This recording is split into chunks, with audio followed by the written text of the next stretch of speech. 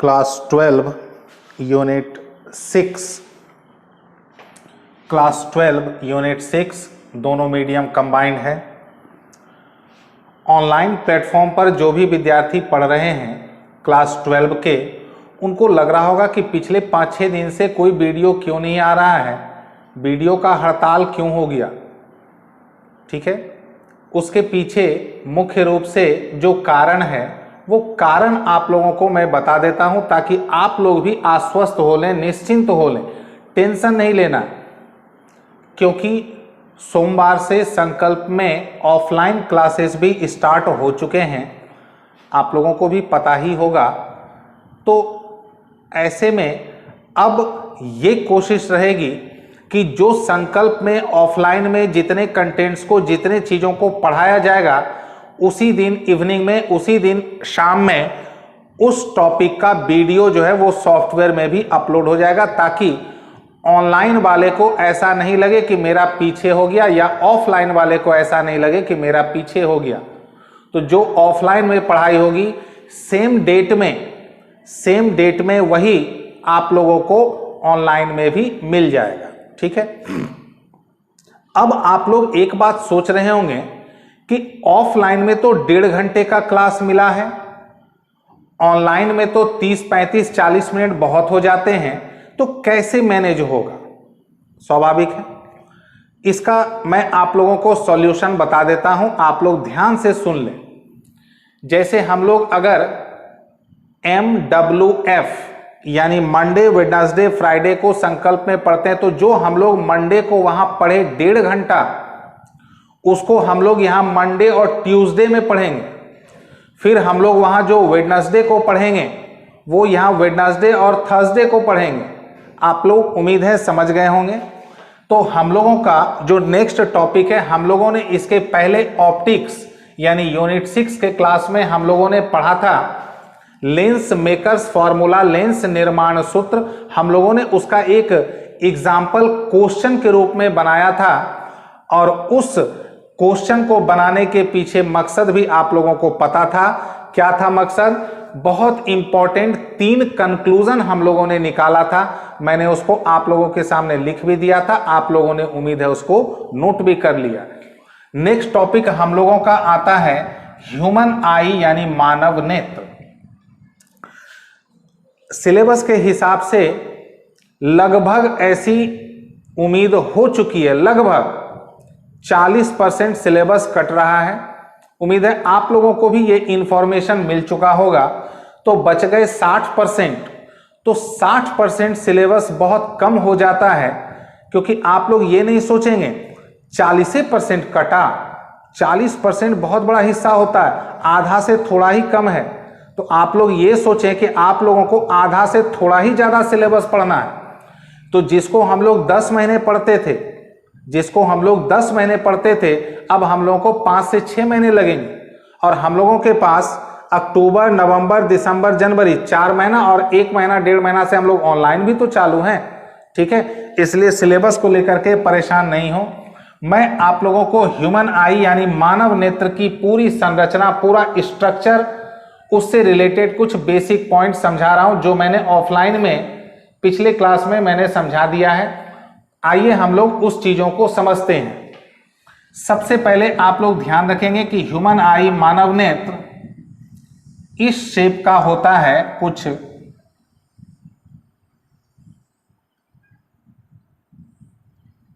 ये स्फेरिकल होता है, गोलाकार होता है।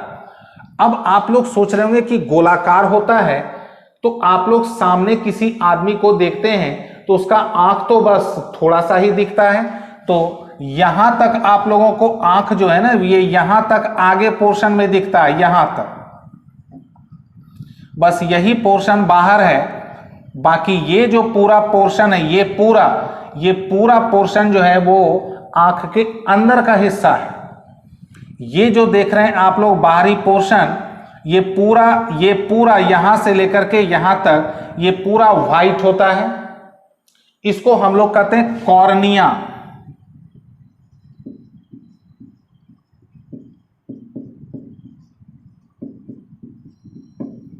इसका बायोलॉजिकल नेम है कॉर्निया। इस कॉर्निया के बीच में एक, आप लोग ध्यान दिए होंगे, एक डार्क जैसा, गोल जैसा एक डार्क स्पॉट होता है, ठीक है, इसको हम लोग कहते हैं आई लेंस यानी नेत्र लेंस, ठीक है, इसको क्या कहते हैं, आई लेंस यानी नेत्र लेंस। बात समझ में आ गया। तो सामने से हम लोगों को इतना ही पोर्शन विजिबल होता है, पूरा ये जो व्हाइट पोर्शन है, इसको मैं अभी दाग नहीं दे रहा हूं, ये पूरा का पूरा व्हाइट पोर्शन को कहते हैं कॉर्निया, और बीच में एक डार्क जैसा होता है, गोल जैसा होता है, सर्कुलर, वो कहलाता आई लेंस, नेत्र लेंस, ठीक है। अब अगला स्टेप, यहां से जो ये भीतरी हिस्सा है, ये पूरा, ये जो लेंस है, इस लेंस का आकृति जो है ये होता है कॉन्वेक्स, यानी आई लेंस का शेप होता है कॉन्वेक्स, नेत्र लेंस की आकृति कैसी होती है, उत्तल, ठीक है। तो जब ये लेंस है, इसको कॉन्वेक्स यानी उत्तल आकृति है, शेप है, तो उसका कहीं ना कहीं फोकस होगा, क्योंकि हर स्फेरिकल लेंस, गोलिया लेंस का फोकस होता है। तो ये जो लेंस आप लोग देख रहे हैं, मैं तो यहां पर बड़ा आप लोगों को समझाने के लिए बड़ा बना रहा हूं, आप लोग अपने अपने आंख में, आईना में देखेंगे ये बहुत छोटा होता है। तो जब ये कॉन्वेक्स आकृति यानी उत्तल आकृति, कॉन्वेक्स शेप का जब होता है, तो इसका कहीं ना कहीं फोकस होगा, ठीक है। तो ये जो लेंस है, इसका फोकस होता है यहां पर, और यहां पर एक झिल्ली होती है, मेम्ब्रेन होती है, जिसका नाम आप लोगों ने सुना हुआ होगा, रेटिना। फिर से मैं आप लोगों को रिपीट कर दूं, ये जो नेत्र लेंस है, आई लेंस है, कॉन्वेक्स शेप का, उत्तल आकृति का, इसका इधर का फोकस होता है यहां पर, जिस जगह पर फोकस होता है वहां पर एक झिल्ली होती है, मेम्ब्रेन, उस झिल्ली यानी मेम्ब्रेन को कहते हैं रेटिना, हिंदी में भी क्या कहते हैं उसको, रेटिना, नाम सुना हुआ होगा उम्मीद है आप लोगों का। अब ये जो पूरा पोर्शन है, जिसमें अभी मैंने लिखा था नाम वगैरह, ये पूरा पोर्शन में सफेद द्रव यानी व्हाइट गाढ़ा लिक्विड भरा रहता है, जिसका बायोलॉजिकल नेम है वाइट्रस ह्यूमर। वो आप लोगों को उसका नाम याद करने की आवश्यकता नहीं है। ये पूरा जो है व्हाइट लिक्विड, गाढ़ा श्वेत सफेद गाढ़ा द्रव जो है वो भरा रहता है, और ये जो आप लोगों को बताया गया, ये झिल्ली, मेम्ब्रेन, रेटिना, यहां से बहुत सारी सूक्ष्म कोशिकाएं, एकदम माइक्रो नर्व्स, ये सीधा कहां चले जाते हैं, ब्रेन यानी दिमाग, कहां चले जाते हैं, ब्रेन। जब हम लोग किसी भी ऑब्जेक्ट को देखते हैं, तो उस ऑब्जेक्ट से प्रकाश किरणें, लाइट रेज, हमारे नेत्र लेंस, आई लेंस पर स्ट्राइक करती है, और वो जाकर के उसका इमेज बनता है रेटिना पर। रेटिना उस इमेज को कहां भेज देती है, ब्रेन को, दिमाग को, और तब हमारा दिमाग ये पता लगाता है कि इस ऑब्जेक्ट का शेप, साइज, आकार, प्रकार क्या है। तो यह देखने का एक क्या है, सिंपल सा प्रोसेस है। अब कुछ और बातें, ह्यूमन आई यानी मानव नेत्र से रिलेटेड कुछ और बातें। आज आप लोगों को कुछ लिखना नहीं है, आप लोगों को समझना है, और अगले क्लास में भरपूर लिखना है। आज का कसर लिखने का अगले क्लास में निकल जाएगा, कल वाले क्लास में।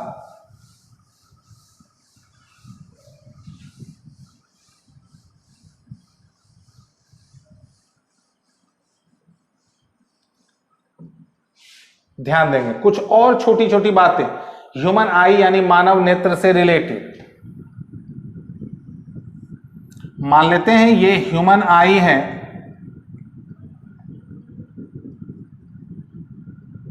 ऐसे, ये पूरा हो गया कॉर्निया, ये हो गया आई लेंस यानी नेत्र लेंस।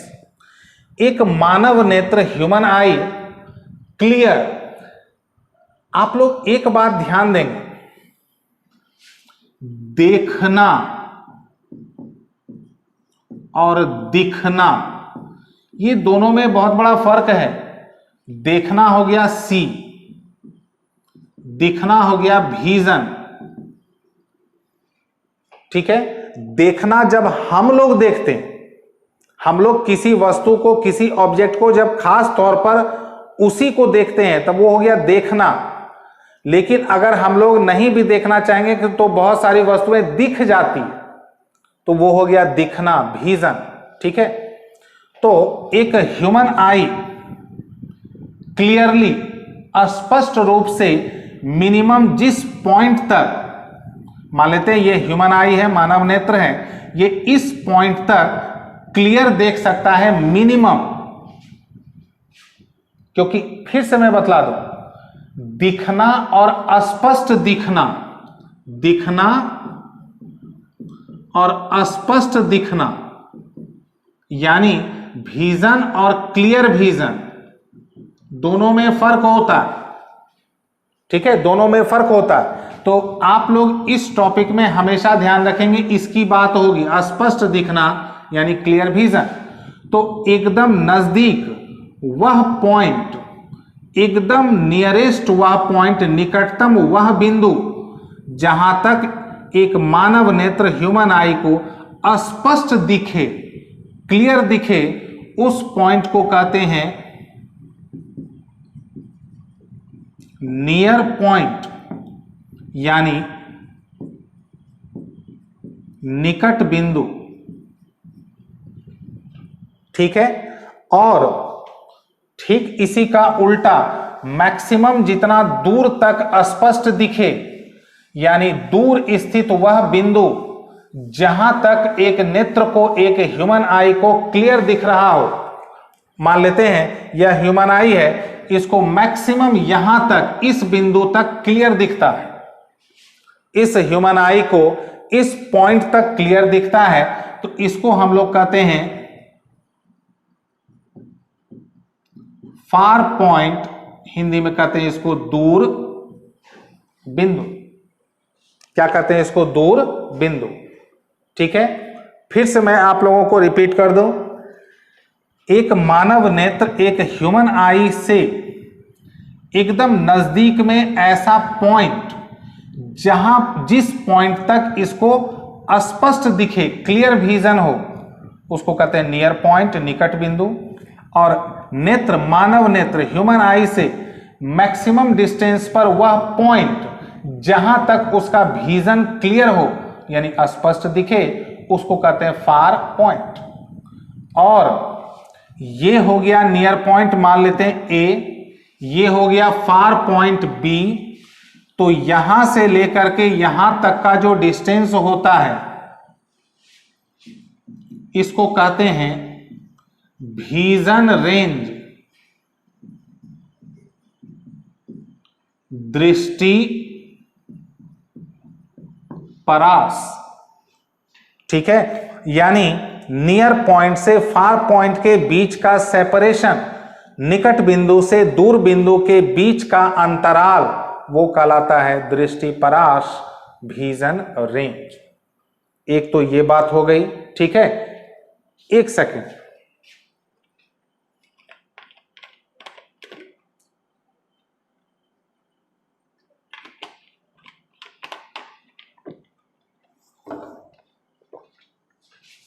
अब आप लोगों को एक बात और जान लेना चाहिए। एक जो हेल्दी ह्यूमन आई होता है, स्वस्थ मानव नेत्र, हेल्दी ह्यूमन आई या नॉर्मल ह्यूमन आई विदाउट एनी डिफेक्ट, यानी एक सामान्य मानव नेत्र बिना किसी दोष का हो। तो जैसे ये मान लेते हैं हम लोग थोड़ी देर के लिए, ये जो आंख आप लोगों के सामने बनाया गया है एग्जाम्पल के लिए, मान लेते हैं इस आंख, इस आई में किसी तरह का कोई डिफेक्ट, दोष नहीं है, एकदम बिल्कुल परफेक्ट है। तो इसके लिए नियर पॉइंट, निकट बिंदु जो है, इसका औसत दूरी होता है 25 सेंटीमीटर। एक हेल्दी नॉर्मल ह्यूमन आई, एक स्वस्थ सामान्य मानव नेत्र से निकट बिंदु की दूरी होती है औसतन 25 सेंटीमीटर। अब आप लोग कहेंगे क्या ये फिक्स है? नहीं, किसी का 24 सेंटीमीटर भी हो सकता है, किसी का 26 सेंटीमीटर भी हो सकता है। ये जो वैल्यू है ये एक एवरेज है, यानी औसत है। उम्मीद है आप लोग समझ गए होंगे। फिर से मैं रिपीट कर दूं, एक नॉर्मल एंड हेल्दी ह्यूमन आई, एक नॉर्मल और हेल्दी ह्यूमन आई के लिए नियर पॉइंट का डिस्टेंस उसके आंख से होता है 25 centimetre, which is the average value. एक स्वस्थ और सामान्य मानव नेत्र से उसके निकट बिंदु की दूरी का औसत मान होता है 25 सेंटीमीटर, और उसी तरह के आंख के लिए फार पॉइंट दूर बिंदु का जो डिस्टेंस होता है इन्फिनिटी अनंत। तो इसका मतलब हुआ, अगर आप लोगों से पूछा जाए अच्छा बताइए एक ह्यूमन आई का नॉर्मल सिचुएशन में, सामान्य अवस्था में नॉर्मल सिचुएशन में एक ह्यूमन आई का विजन रेंज दृष्टि परास क्या होता है, तो यहां से लेकर के वहां तक, तो यहां से मतलब कितना सेंटीमीटर? 25 सेंटीमीटर से कहां तक? इन्फिनिटी तक। तो 25 सेंटीमीटर टू इन्फिनिटी, यानी 25 सेंटीमीटर से अनंत तक। ठीक है, तो ये कौन से सिचुएशन में होगा ये कंडीशन? ये होगा फॉर नॉर्मल आई, यानी सामान्य नेत्र के लिए।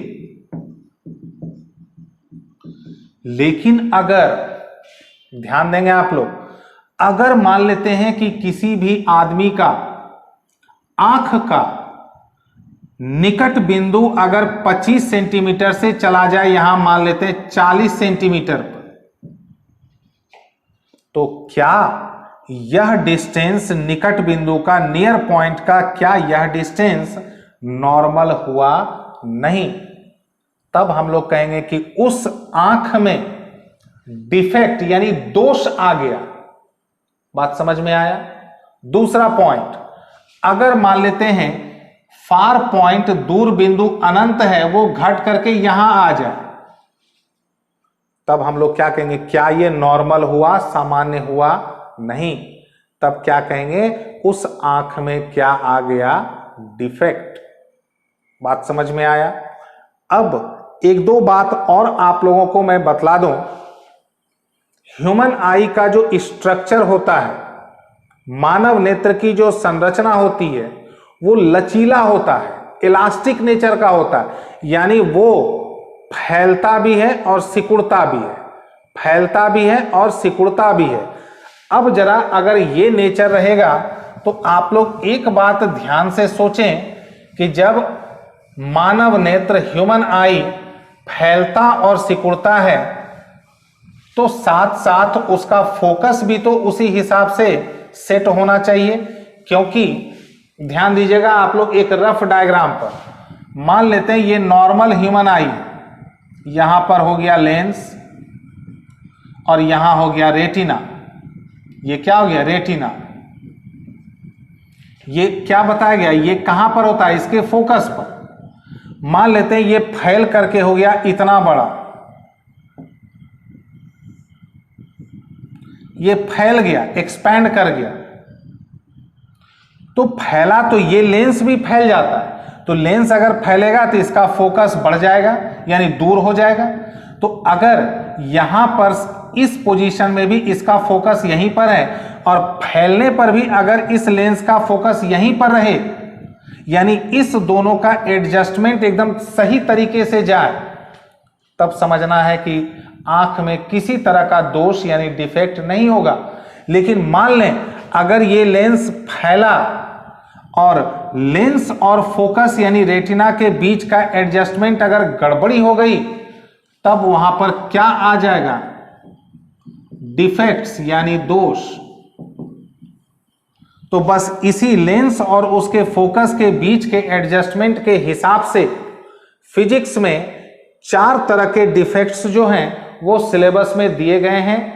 आप लोगों का ये पढ़ा हुआ भी है क्लास 10 में, उम्मीद है आप लोगों को थोड़ा बहुत याद भी होगा।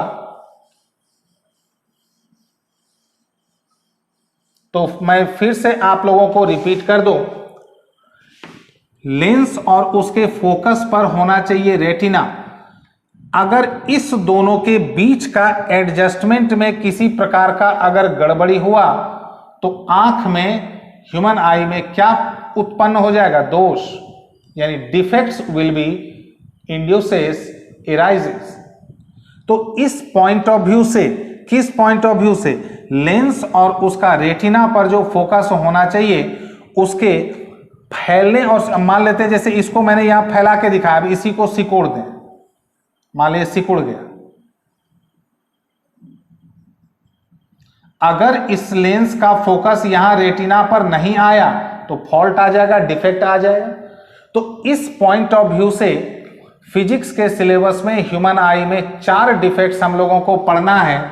पहला हो गया शॉर्ट साइटेडनेस, मायोपिया, निकट दृष्टि दोष। दूसरा कहलाता है लॉन्ग साइटेडनेस, दूरदृष्टि दोष, हाइपरमेट्रोपिया। तीसरा कहलाता है जरा दृष्टि दोष, प्रेस बायोपिया। और चौथा कहलाता है एस्टिग्मेटिज्म यानी अबिंदुकता।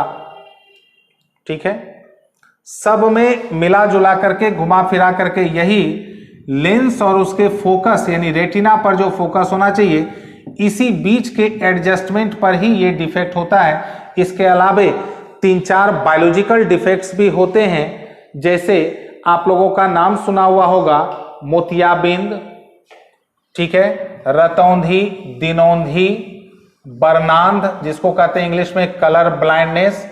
ये सभी बायोलॉजिकल पॉइंट ऑफ व्यू से ये सभी डिफेक्ट्स यानी दोष होते हैं। हम लोगों को फिजिक्स के दृष्टिकोण से पढ़ना है 4 short sightedness, long sightedness, presbyopia, astigmatism यानी निकट दृष्टि दोष, दूर दृष्टि दोष, जरा दृष्टि दोष और अबिंदुकता। तो हम लोगों का जो कल का क्लास होगा बस वो इसी पर आधारित होगा। बारी बारी से हम लोग चारों तरह का जो डिफेक्ट्स है उसको हम लोग पूरा डिटेल पढ़ेंगे। कौन से रीजन से कौन सा डिफेक्ट उत्पन्न होता है, यानी कौन से कारण से कौन सा दोष उत्पन्न होती है, नंबर 1। उस दोष का, डिफेक्ट का कारण क्या है, नंबर 1। नंबर 2, उसका समाधान यानी रिमेडी क्या है। हम लोग इन चीजों की जानकारी लेंगे नेक्स्ट क्लास में। ठीक है, तो मैं फिर से आप लोगों को रिपीट कर दूं, ऑफलाइन में जो टॉपिक चलेगा आप लोगों के सामने, ठीक है, ऑनलाइन में भी वही पैरेलल रूप से चलता चला जाएगा, ताकि आप लोगों को ये नहीं लगे कि ऑफलाइन में सिलेबस बहुत तेजी से आगे बढ़ गया। Thank you very much to all.